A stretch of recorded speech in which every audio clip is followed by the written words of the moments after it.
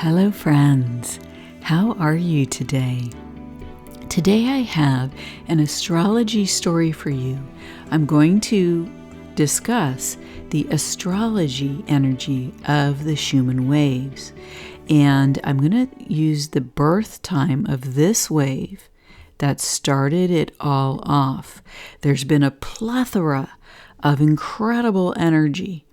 And it started with this wave, which was also, in my view, timed with the solstice.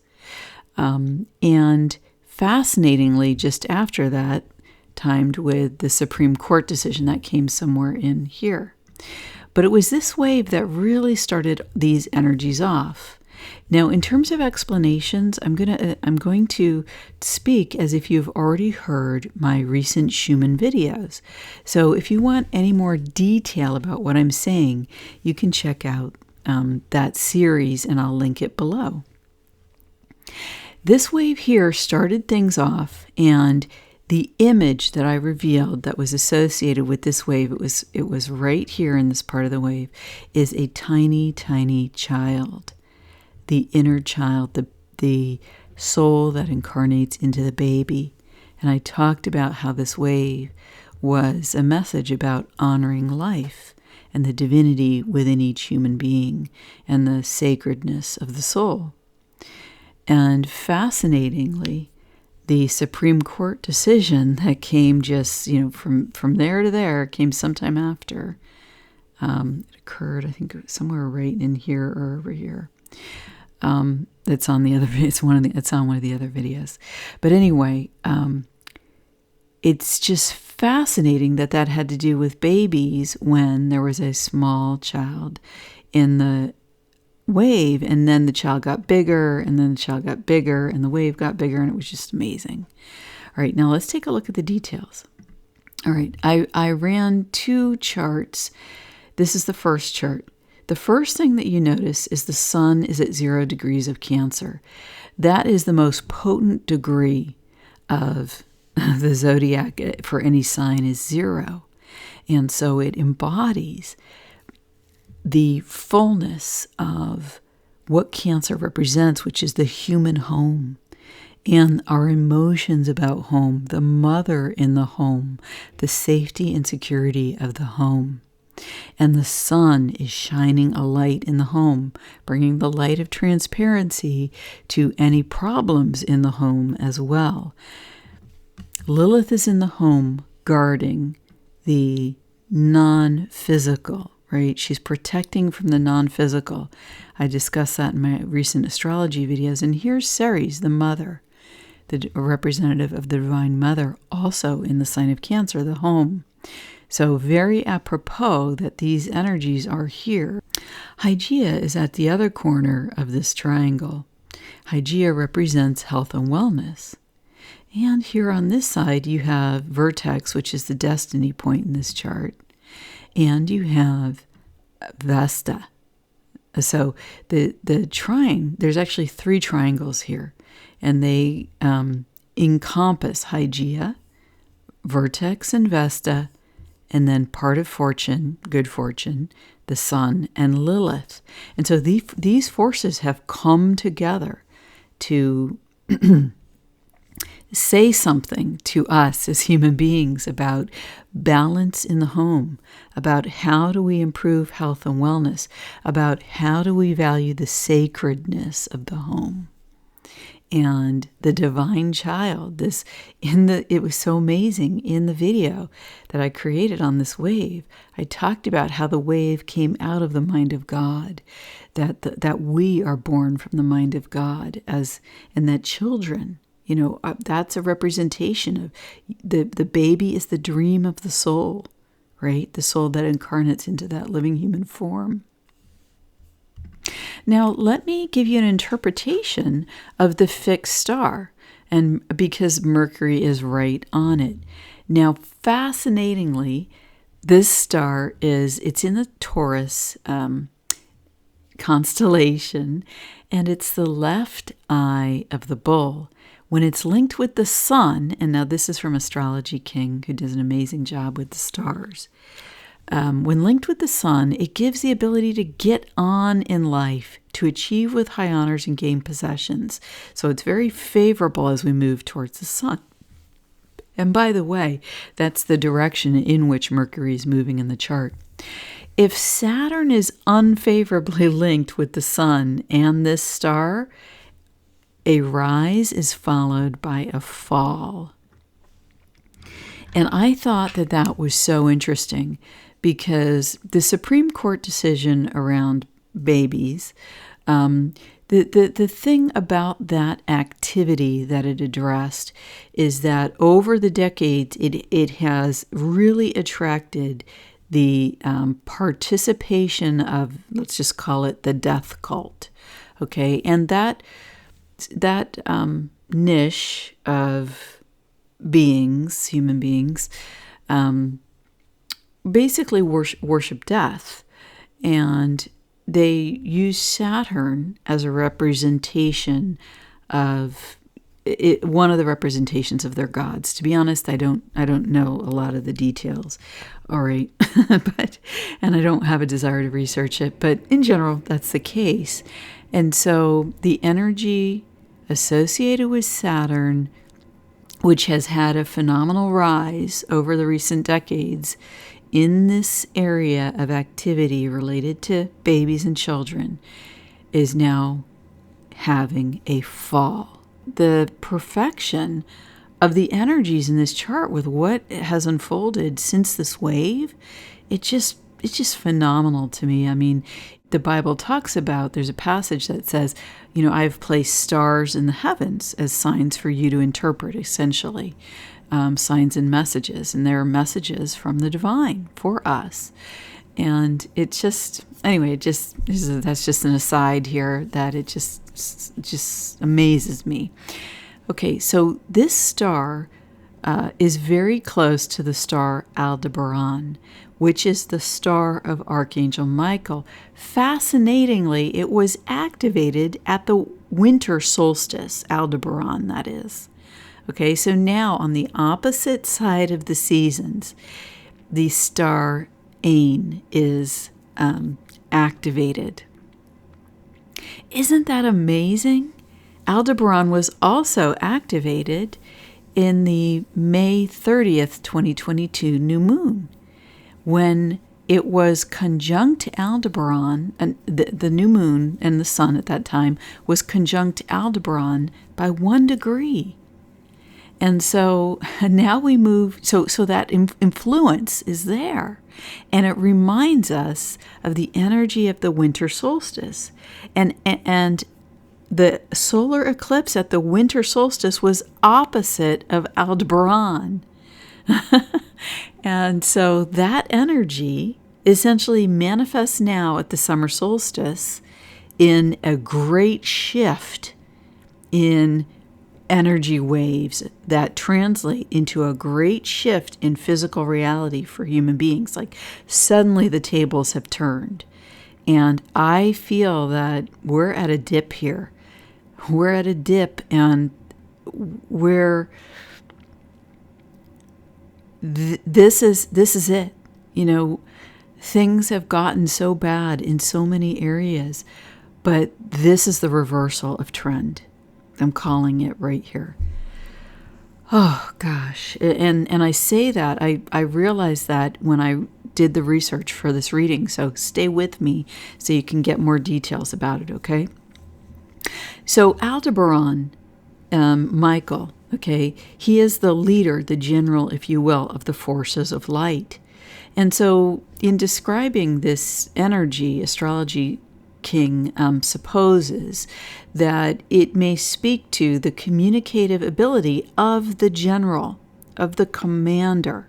So he says that it has the quality of Mercury in that case, which is in perfection, that Mercury is exactly on this star right now with this wave. And so all of these announcements about these great changes, announcements being ruled by Mercury, right? It's the announcements are in the typical house, the third house, which is ruled by Mercury or Gemini. okay, which is where Mercury is right now. So everything is just like coming together. Now, here's an interesting thing. When Ain, that fixed star, is conjunct Uranus, it shows problems with the gripping actions of the hands. And this is how abortion is done. I mean, I'm just blown away by this, because Mercury is at the midpoint of Uranus and the Sun. So Uranus isn't conjunct, but its energy is very meaningful with Mercury right on this star. Its energy absolutely comes into play here, because Mercury right now, right at this wave, has got like half the energy of Uranus and half the energy of the Sun as it sits in Gemini. And so, isn't that incredible?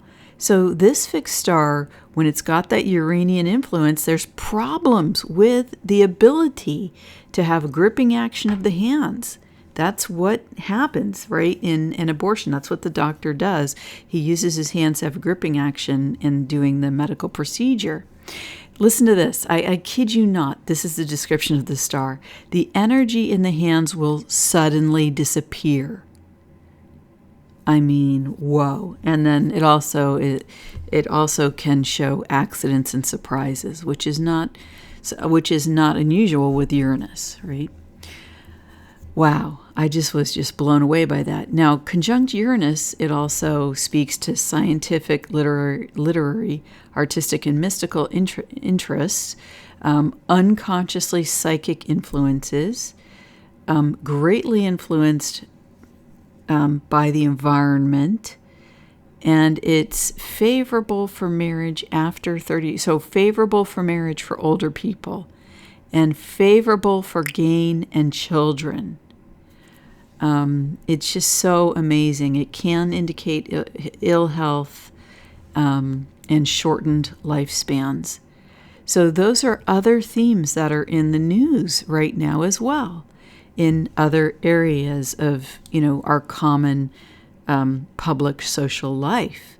The quality of people's health, and the fact that many people seem to be having their lives shortened now because of certain specific kinds of ill health. Gosh, it just amazes me. There's also this aspect of having disturbed minds, muddled thinking, misfortune, perversions in sexuality, just on and on. So these are some of the illusions of Pisces that we talked about. And I think that the energy doesn't point towards this, because the energy is moving away from these things. These things are dropping away because Uranus, Mercury is moving away from Uranus as it's on this fixed star and is moving towards the Sun. So when Mercury is conjunct Ain, it shows a quick mind, and it's favorable for gain. It can also show resentment, hasty temper, so quick to anger, and brooding over troubles. So all of that has definitely been going on in the public discourse, which is really interesting. Now, here's a positive about this influence, and it's in another area of the public discourse. It's so incredible.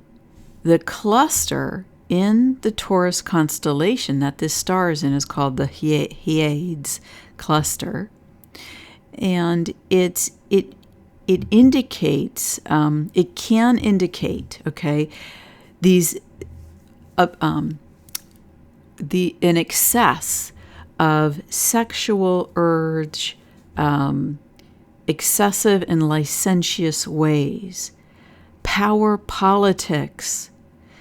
But specifically indicated is that if these influences are bridled or gotten a hold of, tremendous success in life can occur.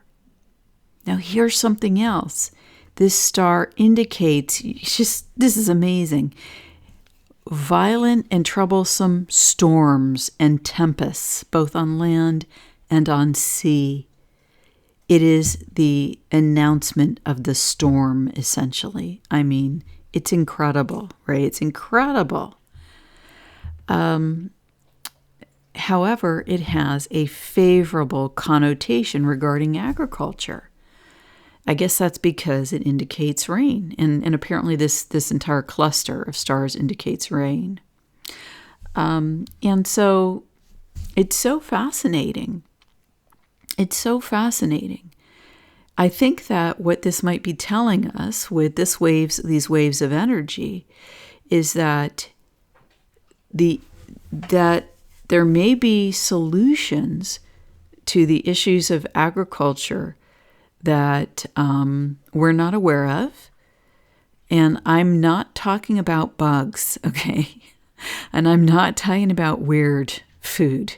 I'm talking about our traditional human food, which is what's favored in these energies, because Saturn favors tradition and Saturn favors long-term cultural trends, right? But in Aquarius, right, the elevation of these, that in a way that allows in something new, but that honors divinity, right? It honors the divinity of long-term cultural trends.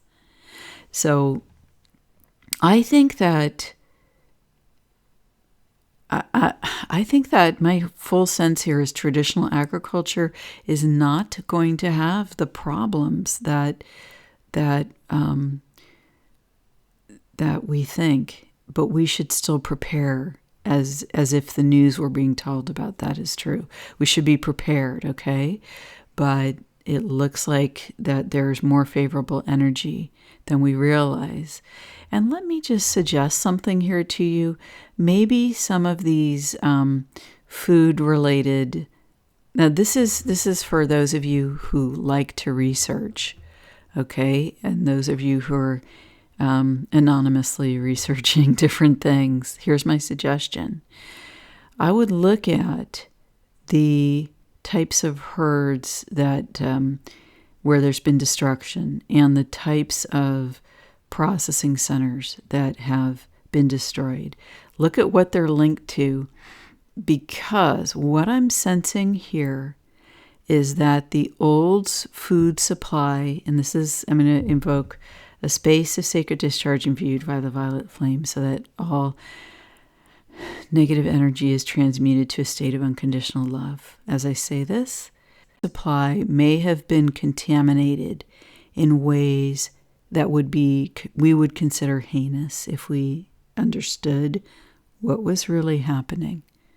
And so I hope you can understand what I'm saying there, because I don't think that it's a coincidence that all of these things are suffering destruction when this Supreme Court ruling came out.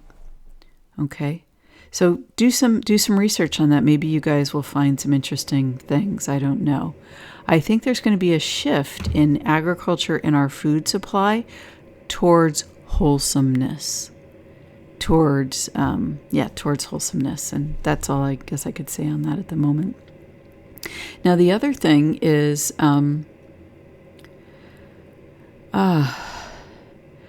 that there's an implication that a pinnacle has been reached here with this star. And that if the energies associated with rising to that pinnacle are uncontrolled, like in other words, if they're stretched out to their extremes, it results in a fall from power. So again, okay, that's another area where this is coming up related to this star. So it's extremely important. So this is the admonition here, that with this star, it's extremely important that power and strength must not be used to exploit human beings. That results in a fall from power, if it does.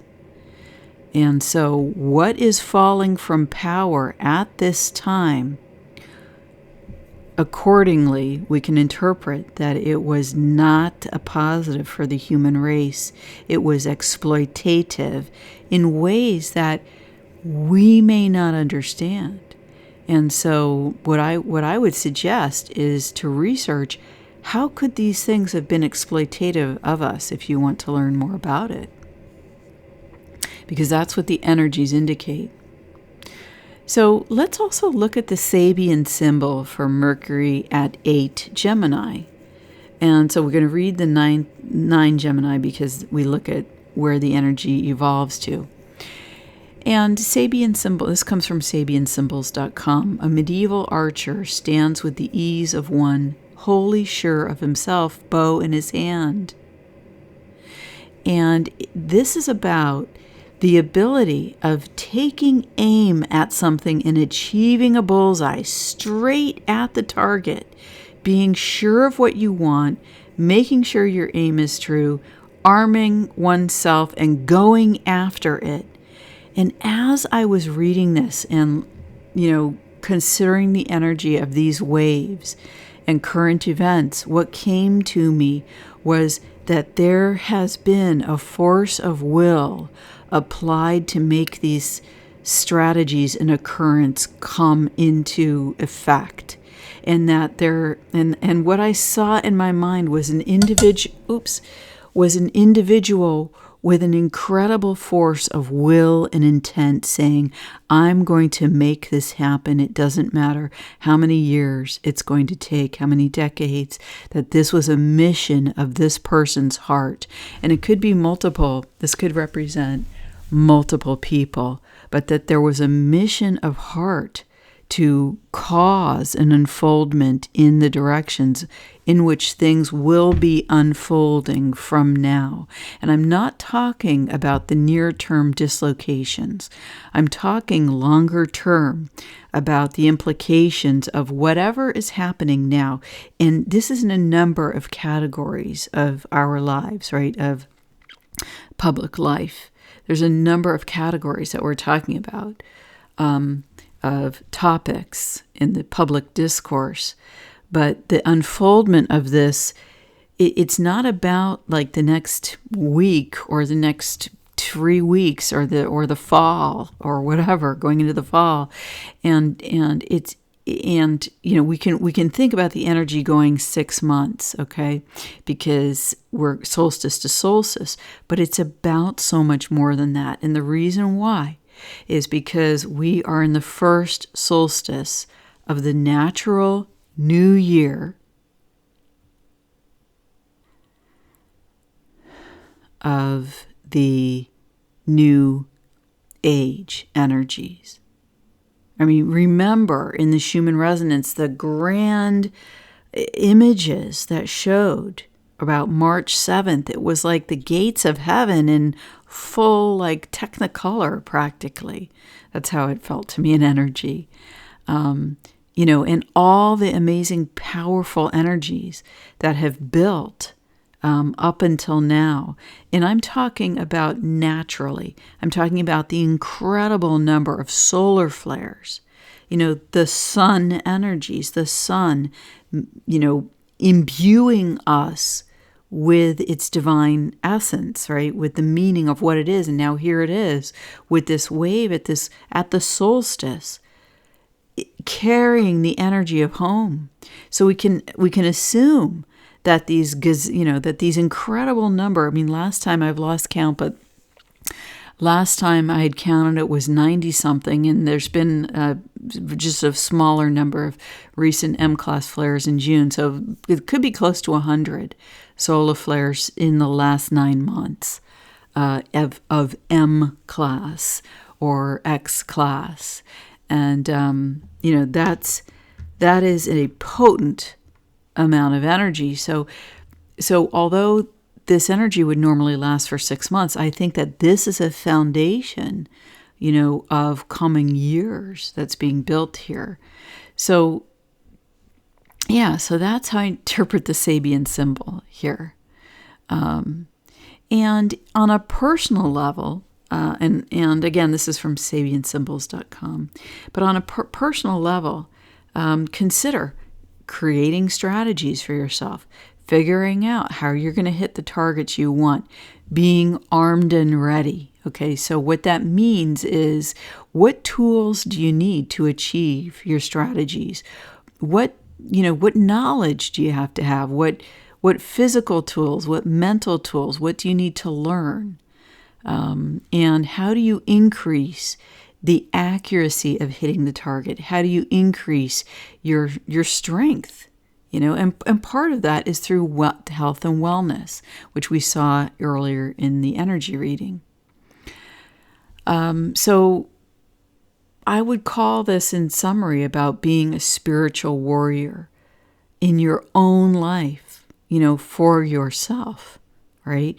To achieve what God put you here to do, whatever that is, to build your skills and build your confidence, step by step. And you can build confidence doing small things. Small things matter. Because you do one small thing and you say, yeah, I got it done. You do the next small thing. Yeah, I got it done. And it's an easy way to build confidence is to do the small things and let them add up and then challenge yourself with a bigger thing. And so it's so fascinating that the Sabian symbol for this sun here is on a ship, sailors lower an old flag and raise a new one. The implication is a sharp reversal of fortunes, right? A sharp turning point, a reversal of motion. And it's a contrast because this is at the solstice, the longest day. The sunlight beams for the longest part of the day, contrary to the winter solstice, and we're at the exact opposite point of the year, where at the winter solstice, there's the least amount of sunlight. And I'm, of course, talking about in the Northern Hemisphere. But the chart is from the Northern Hemisphere, and the major action that we're talking about occurred in the Northern Hemisphere. It's about a radical change of allegiance. It's just incredible, a point of no return. And it's so fascinating because listen to how Rudyard described this symbol and the representation of it on a personal level. I was just stunned when I read this. In a decisive act heavy with consequences, the symbolic youth might realize, and the youth is a college youth here, or, essentially you've left your parents' home, if you will. So the youth might realize that he or she should bring an end to his quest for the ideal companion and enter into matrimony.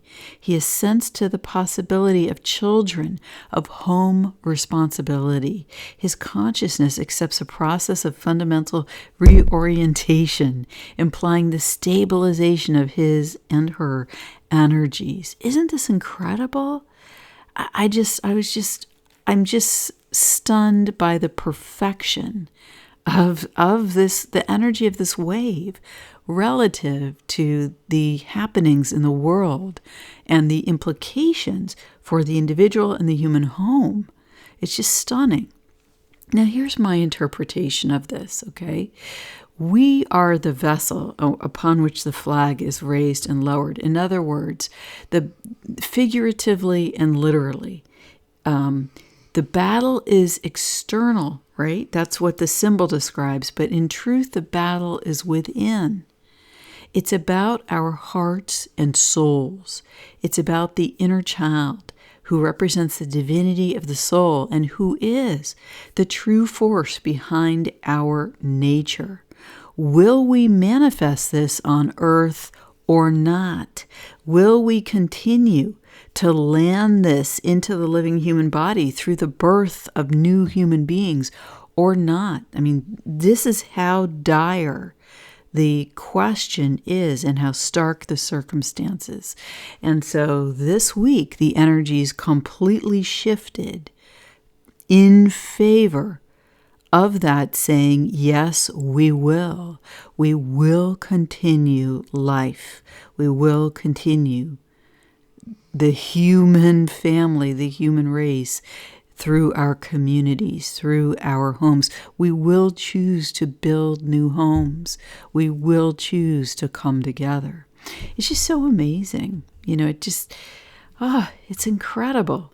And the Grand Trine speaks to how we achieve balance and health and wellness in the home. Now, it's interesting because a big part of the trine is in Pisces, right? And Pisces, interestingly, in this interpretation, I can use to also represent the water in the human body. We're 80% water, and Vesta, representing the sacred home, is in Pisces. So the home, the home that we live in as a soul, the physical body, is 80% water, and our ability to create and imagine, right, the best for us in the circumstances that we have, can significantly change our world. And Dr. Emoto's experiment showed that our simple ability to program with our own words drastically changes the structure of the crystalline form in water. So we, through our speaking, through what we create through speech and communication, have a huge effect on ourselves. And I would even include non-physical speaking to ourselves, so where there's no sound but we're thinking. I would include that with that. And that brings us to look at Mercury. Now, Mercury is right here at 8 degrees of Gemini, right conjunct the midheaven, which is the divine purpose in the chart, right? Like the soul level mission is imbued by Mercury. And it's so interesting because Mercury is exactly on a fixed star, and I'm just going to call it Ain. I don't know exactly how to pronounce it. In Irish, it's pronounced Anya, but that star is exact at 8 degrees within about 30-something minutes to Mercury in this wave chart. And it's also so fascinating that Mercury is exact on the midpoint between the Sun and Uranus.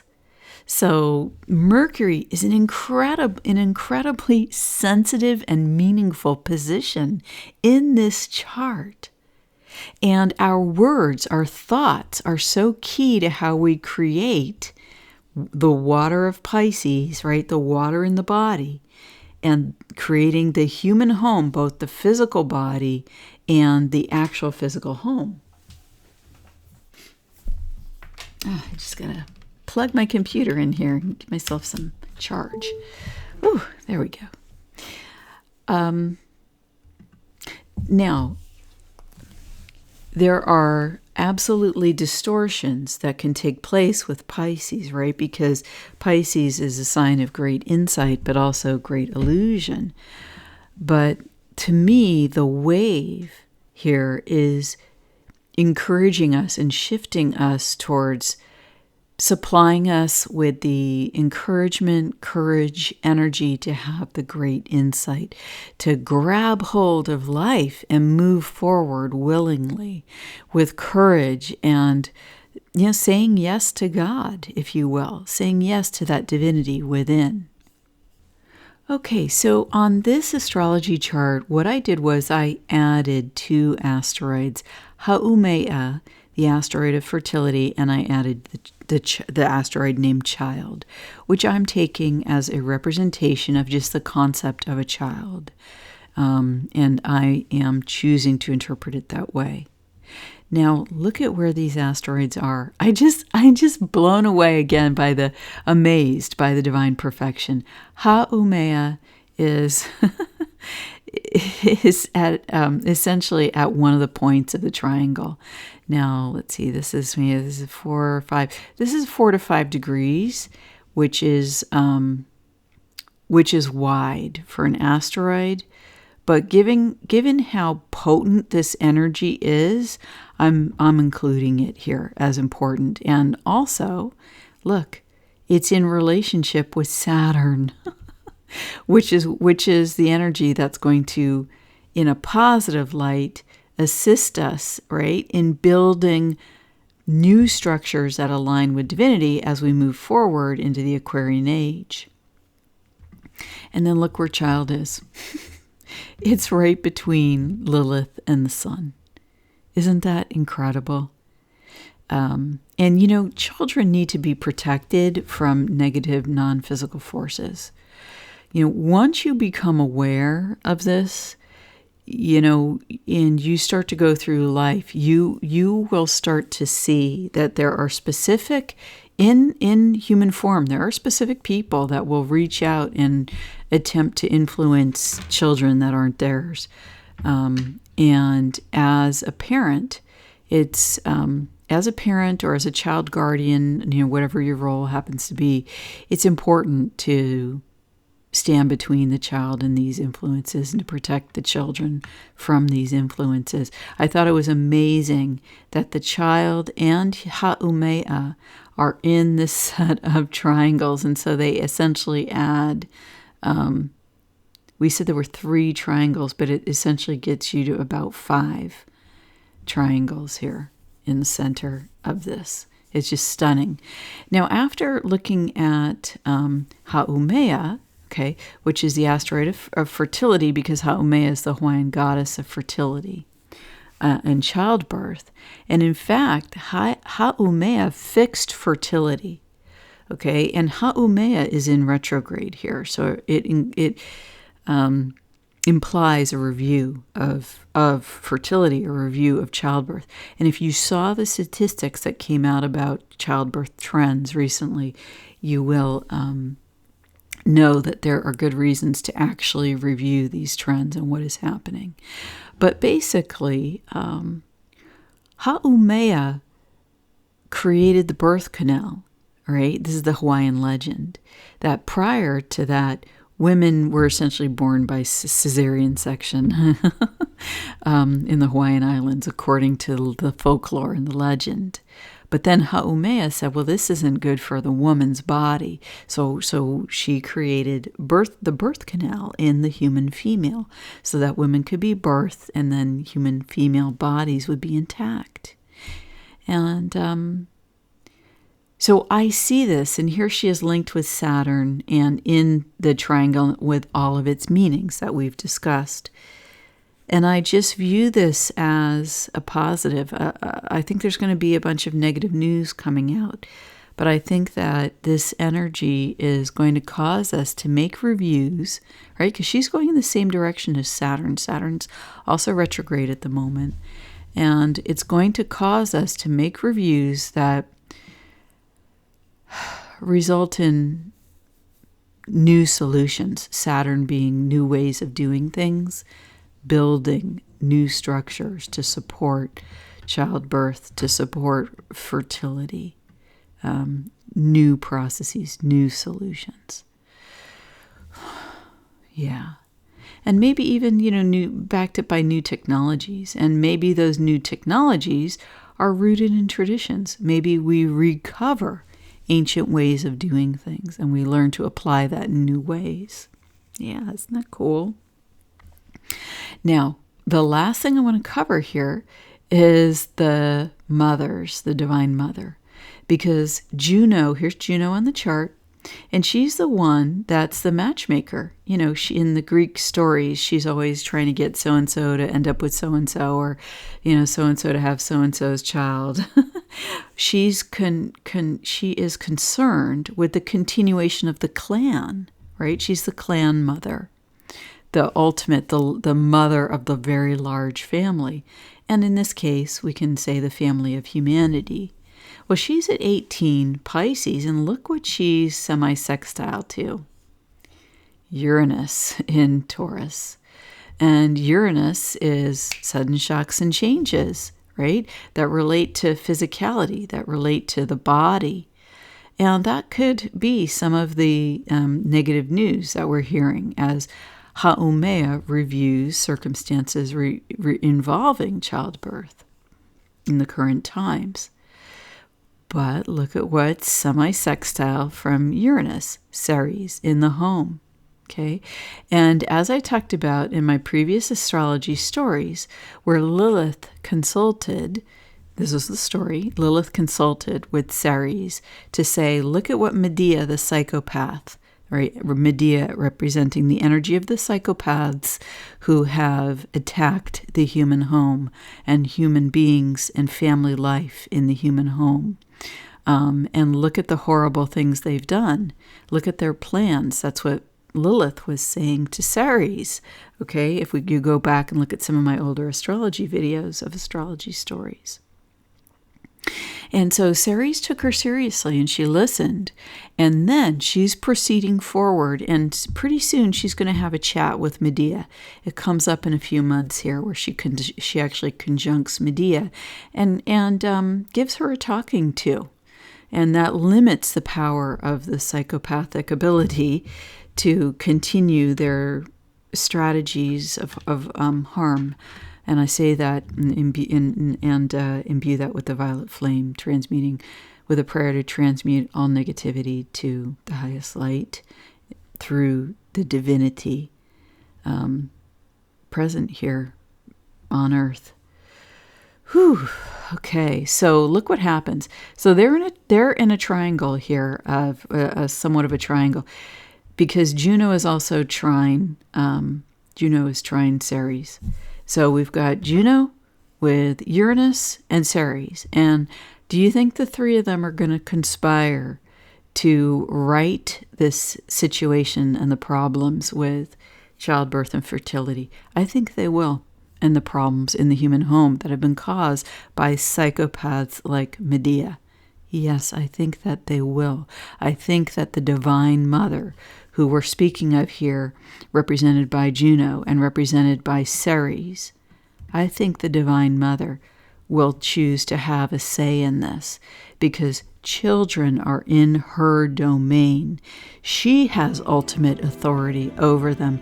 No human being or no alien thought forms can trump her. The Divine Mother has the final say because God wins.